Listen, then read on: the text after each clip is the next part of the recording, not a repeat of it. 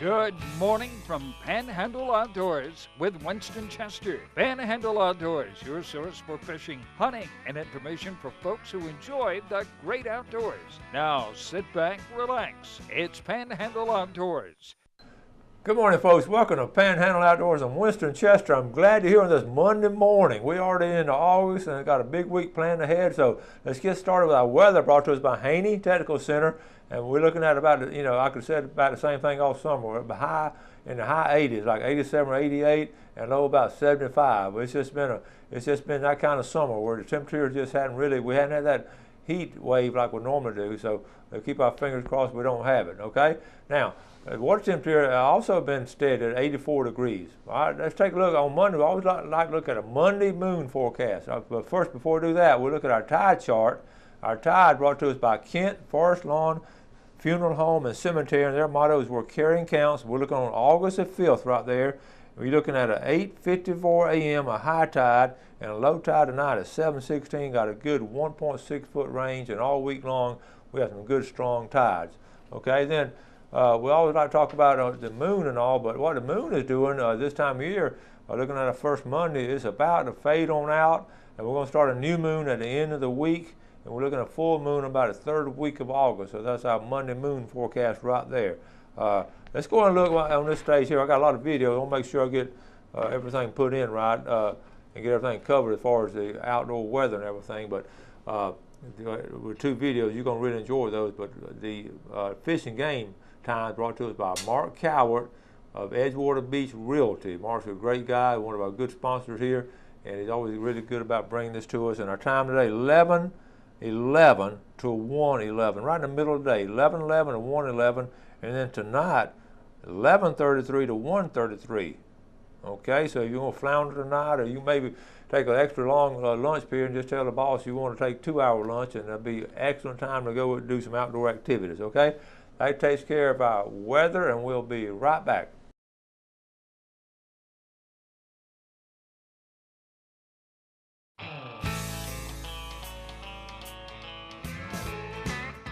All right, welcome back. We're going to get started with this video. I have two, like I said earlier, but this first one now is a floundering video. So obviously we're out at night, we're flounder gigging, and we're down there in St. Joe Bay. We just have a great time. Wendy, my daughter Wendy's on the camera, and this is one of her first times actually filming something. And my granddaughter Ashley, not Whitney, Ashley's the middle one, and she's going with us. This is her first floundering trip. So of course you want to make it special and all. So we go out, and you're going to see. I've had a lot of fun this summer, but it's got to be one of my most fun trips I've had. And it's just a great little trip. We only stayed about an hour and a half, maybe close to 2 hours by the time we got in and out, but we didn't overdo it. And when you have a kid, that's sort of what you want to do. You just want to take them out there for a little period of time, and keep your fingers crossed and hope you have a little bit of success. So let's go ahead and roll this video. All right, folks. It's a Saturday night, and we're going floundering. Ashley's going with me, and Wendy, and we're just going out we're out down in Eagle Harbor. So we're just going to. We're excited about. Are you excited, baby? Yes, sir. You're not going to get sleepy, are you? I don't think so. I'm not tired. All right, let's get out there. We're going to launch the boat right here and then get started.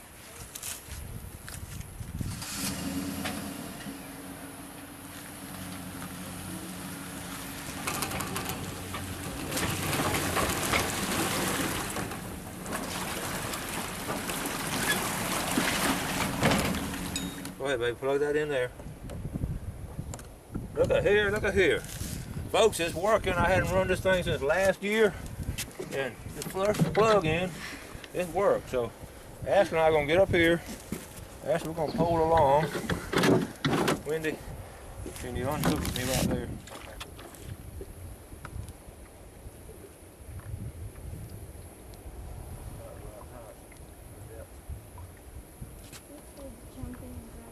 Ideally, the wind is blowing a little bit.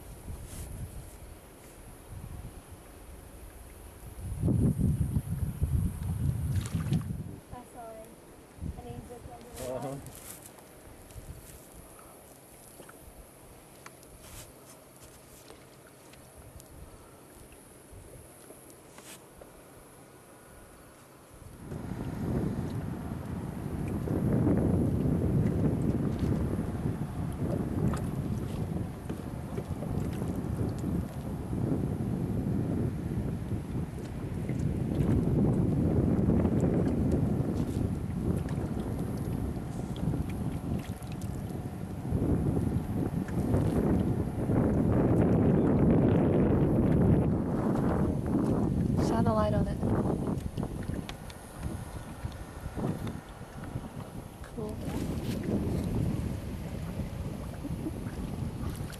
there was a stingray and I was about to poke it.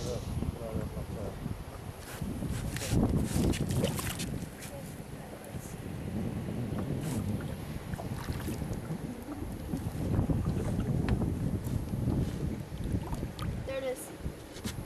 That's a flounder. Did you get it?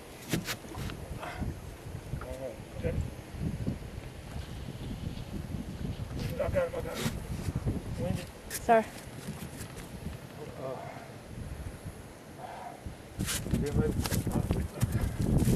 Wait, get the paddle. Oh, you can't paddle. Never mind, I'm just gonna, I got him. Oh.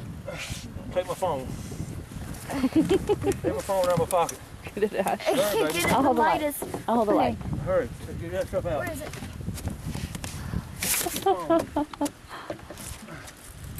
You got this on film? I got the phone. Yes. What's in my rock pocket? My keys. I'm gonna throw my keys back here. Okay, I got them. Yeah. Can you pull the boat a little closer? Ashley saw this one. Ashley, back up. I'm gonna swing them for you. Watch this side bolt. There you go, baby. Yes. All right. Awesome. I thought it was a stingray and I was That's a about good to poke one. it. There's a light bulb. Whoa, I just caught him out of the corner of my eye back here. We just saw it. Okay, open up this hatch. Can I take the light out? Yeah, hold the light up here. That's a nice one. That's great. Oh, you got them on. Look at that. What we just did.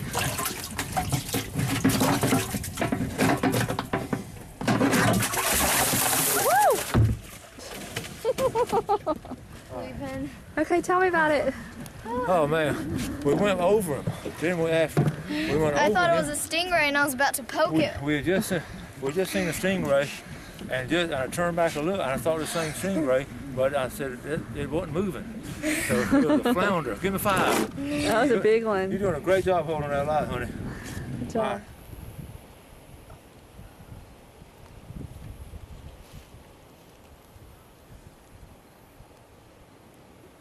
The mother didn't hear because it was a little sandy.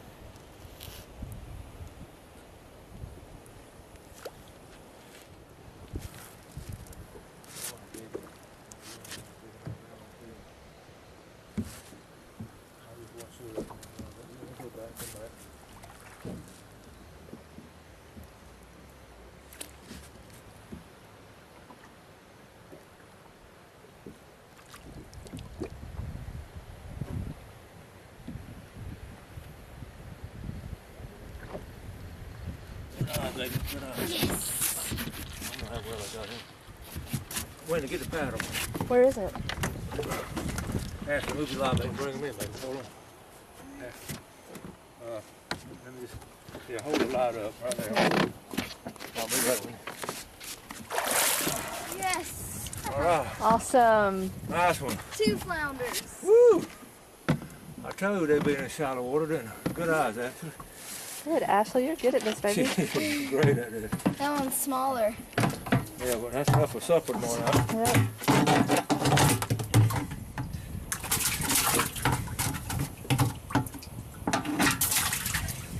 It's already dead. I got it, baby. That's all.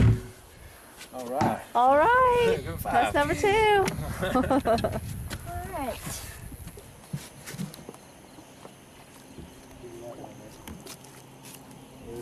Right there.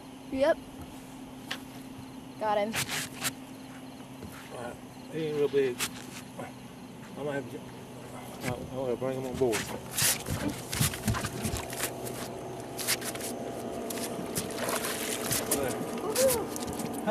Three He's flounders. big. Woo, we're doing good tonight. We got Ashley, dinner you for saw him? tomorrow. Look, shine up here, homie. This girl right here. Here. Right. This girl right here. So, it's her first time floundering, and she's not good. She's real good. She can spot them. Great. All right, here we go. That is great. Now shine us baby. down so we can put them in here.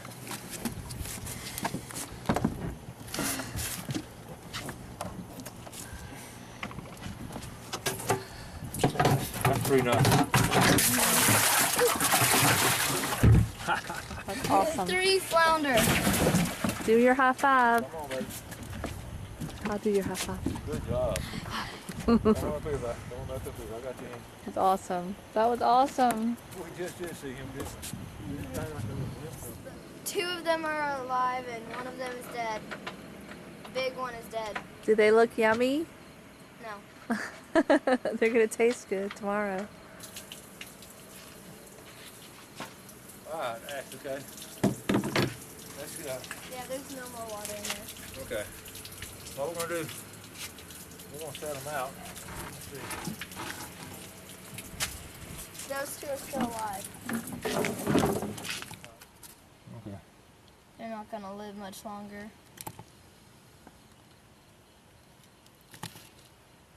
I feel bad for them.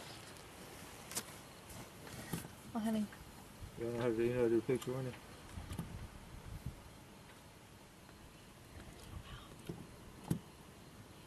Let's see.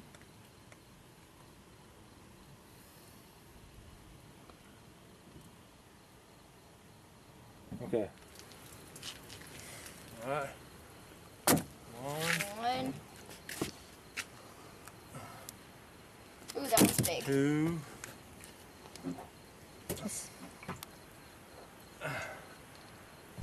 3. Not bad for about an hour and a half. We got to take them phone pictures. That's a good catch. Okay, we're gonna wrap it up. Ashley, girl, you did a great job. We got 3, about anywhere from 17 to 20 inches. Good flounder. We stayed out about an hour and a half and had a ball. We didn't overdo it. We got plenty. What we're gonna do with these fish tomorrow? Eat them. We're gonna eat them tomorrow. Good job, baby. All right.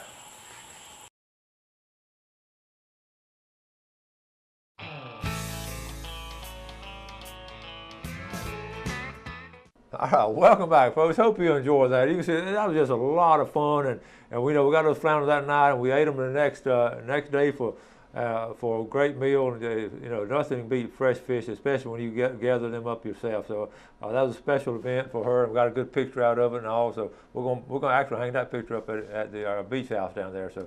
Anyway, now let's get ready for our next video. And I want to say a special good morning, though, to Tammy Vackrell and her family, loyal viewers, and we appreciate you watching Panhandle Outdoors, Tammy. Now, the next video, Walter and Whitney were up in the woods the other day after their hunter safety course, and they just rode by this farm. And you know, we're going from fishing to farming because our farmers are great outdoorsmen, too, and they do a great job in actual game management by just having a farm and providing different things. But these are some of our hay farmers, and it's been tough on these hay farmers this year with this weather. Everything's been so wet and all. But this is a unique way up here in Jackson County, and Walter just stopped by and introduced himself and shot some video. He and Whitney shot the video. Actually, Whitney doing the camera and Walter doing the talking. So I think you're going to enjoy this one too. So let's roll this video.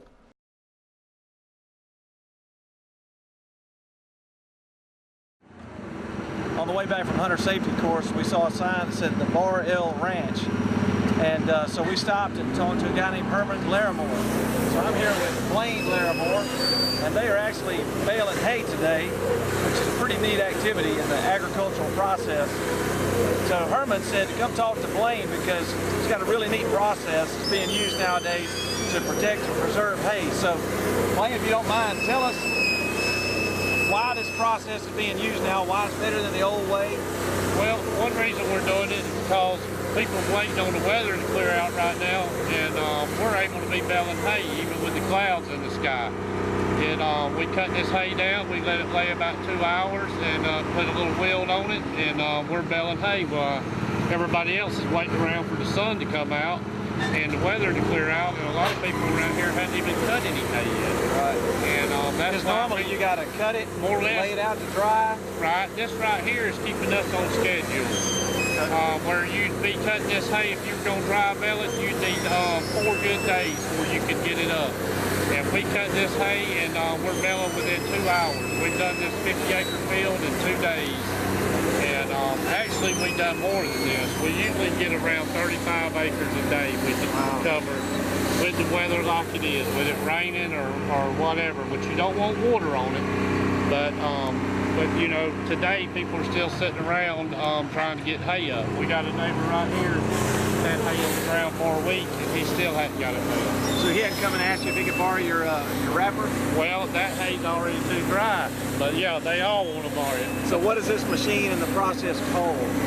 It's called making, actually they call the hay when you put it like this, it's like baleage or haylage. Okay. Same thing is kind of like silage that they put in dairy cows, or feed dairy cows. So the benefit of doing it this way versus the old way, in addition to not having to have drying time, does it help the hay and how long it'll last? You're putting up quality hay right here. You're not putting up hay that's where people's been needing to cut 2 weeks ago. Their hay's already done too mature. It's no quality to it. Everything inside this plastic, there's no waste. Or when you set dry hay out there, you're going to lose probably 20-25% of that bale through the summer from weather beating on it. Everything in this plastic is eatable and there's no waste in it. What's a rule of thumb for one round bale per head per day or something? We try to figure about 3 bales per cow.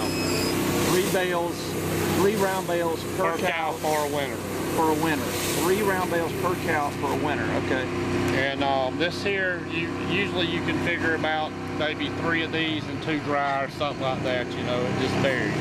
Because it all depends on how long your winter is and how long you know, you never know when summer's going to end and winter's going to start, and vice versa. So with the old way of doing the hay, because you lost so much of it, you might have to have 1 cow with 5 bales because you lost it. That's correct. You know, you just, this right here just more or less keeps you on schedule where you're putting up quality hay all year long. Okay. While everybody else is standing around wanting to cut hay, we're cutting hay. And it's one solid tube. You got 2 wrappers. They said occasionally those wraps break and he's got to get on there quick and fix them to keep you guys moving. Well, it's got an automatic shut off on it, so if one breaks, it automatically stops and it just feels the tension. It knows what it's pulling it. Right.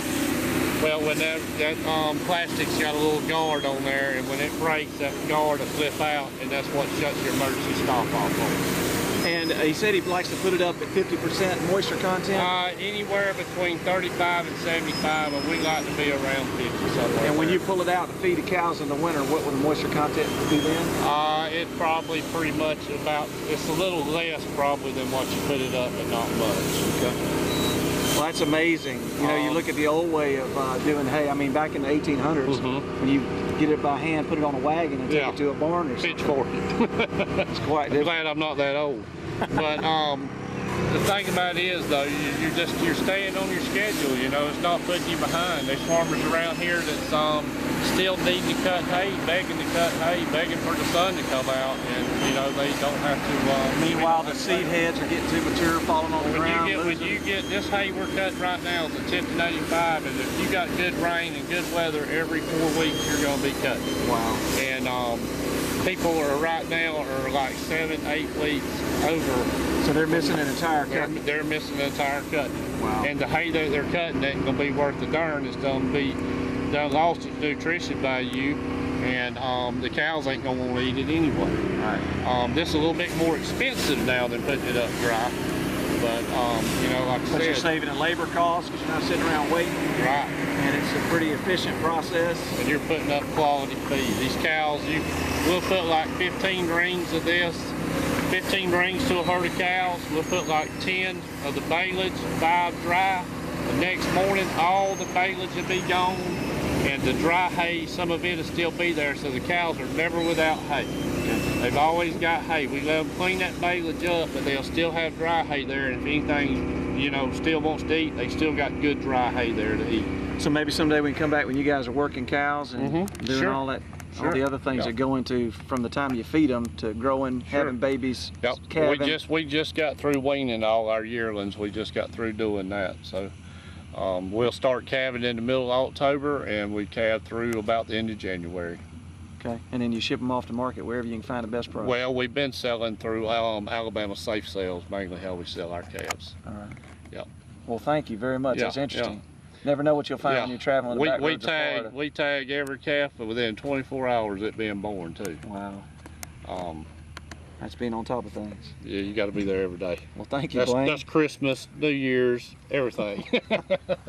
That means Thanksgiving. that means no elk trips to Colorado when you're not these. You got to shoot him out the tractor window if you're gonna kill one around here. All right, thank you, Blaine. Yeah, ain't no problem at all. Cool. That is amazing. All right, so this is a hay rake or a hay tedder. First they mow the hay, the grass, lay it all down, and then sometimes they have to come and spread it out and let it dry in the sun. Then they come back and rake it into a nice row so that it's up all piled up ready, so that then the baler can come right over the top of it. We saw the baler way over there. He would drive about 50 yards probably, and his baler was full, and he'd be wrapping it up, ready to spit it out and go to the next one. So 3 parts: the mower, the raker, the baler, and then they also have a 4th part, which is wrapping it in the saran wrap. Pretty cool process. Pretty neat done here in Jackson County, Florida.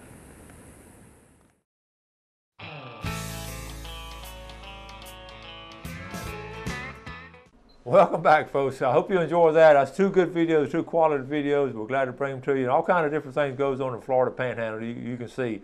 And just a great opportunity. That's why we bring you Panhandle Outdoors to share all this stuff with you. So anyway, we're going to wrap it up for the day. Now, tomorrow now, of course, we're going to have our bass fishing with Alan Courtney, and he'll have all kind of good information on that. So last week was a great week. This past weekend was great, and we're going to talk more about that, show you some good video on that trip we had this past weekend. So got a lot of good things coming up. So what I want you to do is I want you and your family to enjoy the outdoors, do some outdoor activities, just have a lot of fun doing it. And it's just great bonding, it's great memories being built, and you can't do it anywhere better than in Florida Panhandle here. So we're going to wrap it up. I want you to also do something good for somebody today and help your fellow man out on something, and you have a great day, and God bless.